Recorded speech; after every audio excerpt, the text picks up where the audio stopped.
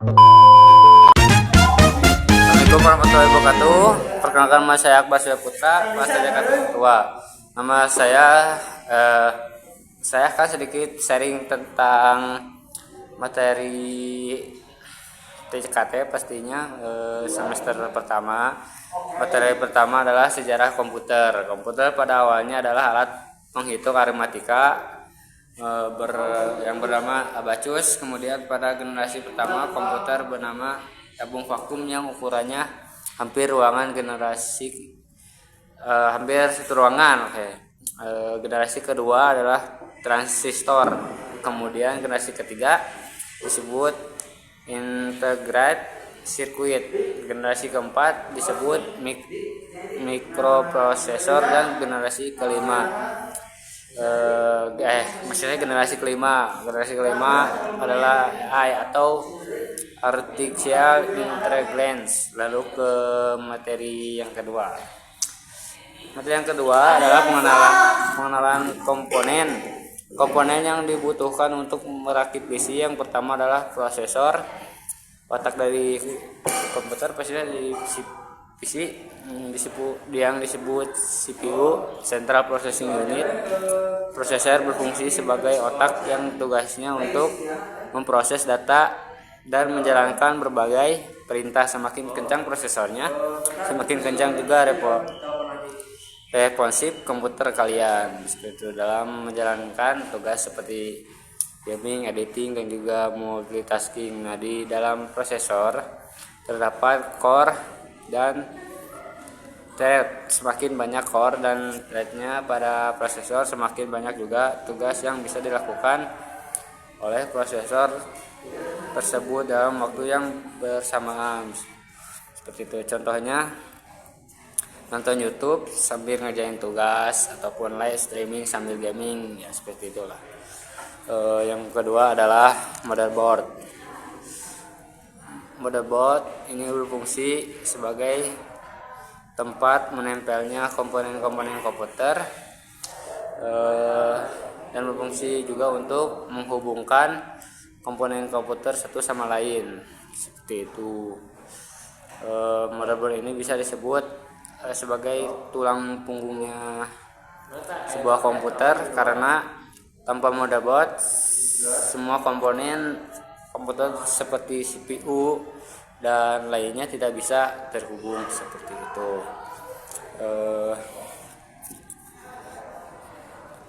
Lalu ada RAM atau Random Access Memory. RAM ini memiliki peran penting dalam kelancaran sistem dalam sebuah PC. RAM ini digunakan untuk menyimpan data sementara yang sedang diproses oleh prosesor, seperti itu. Semakin besar kapasitas RAM yang digunakan, semakin banyak juga software yang bisa kita jalankan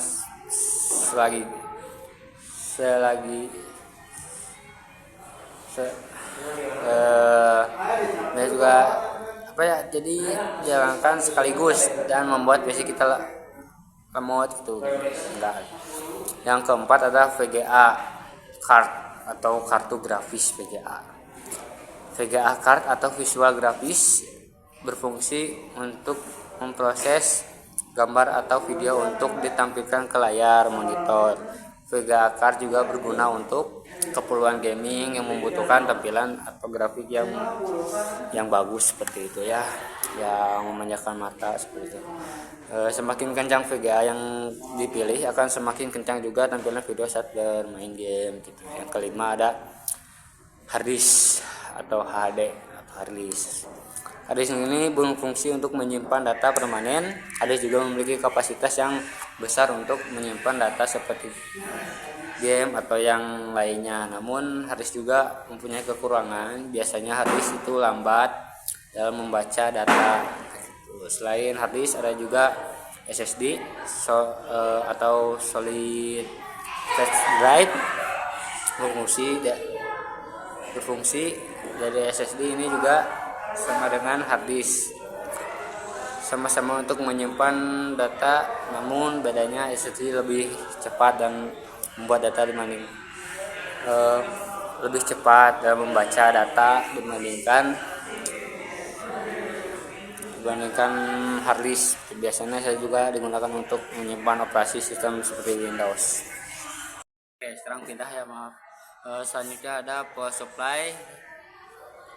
supply unit atau PSU. Power supply ini disebut juga jantungnya dari sebuah komputer karena power supply mempunyai fungsi untuk mengalirkan daya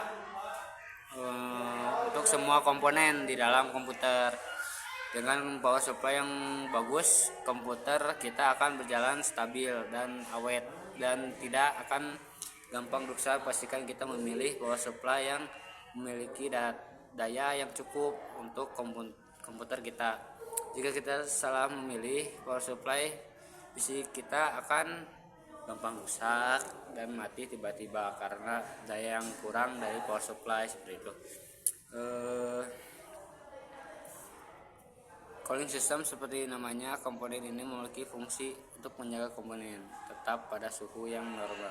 Oh, ini tentang cooling system. Cooling system seperti namanya, komponen ini memiliki fungsi untuk menjaga komponen tetap pada suhu yang normal, jadi tidak panas ya guys. Tidak kepanasan atau overheat, supaya komputer bisa bekerja dengan baik dan maksimal. Ada macam-macam cooling system seperti kipas atau air cooling, dan ada juga yang lebih keren seperti water cooling. Yang terakhir ada casing. Casing ini bisa dibilang komponen yang penting dalam sebuah komputer karena casing ini berfungsi untuk melindungi komponen komputer yang ada di dalamnya. Jadi melindungi dari debu seperti itu atau kotoran supaya komponen tidak rusak lah, apalagi kalau kena air kan udah seperti itu.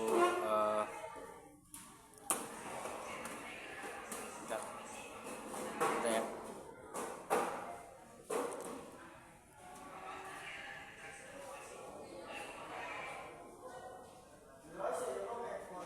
Casing, oke, ini casing juga berfungsi untuk membantu sirkulasi udara PC kita supaya lebih lancar.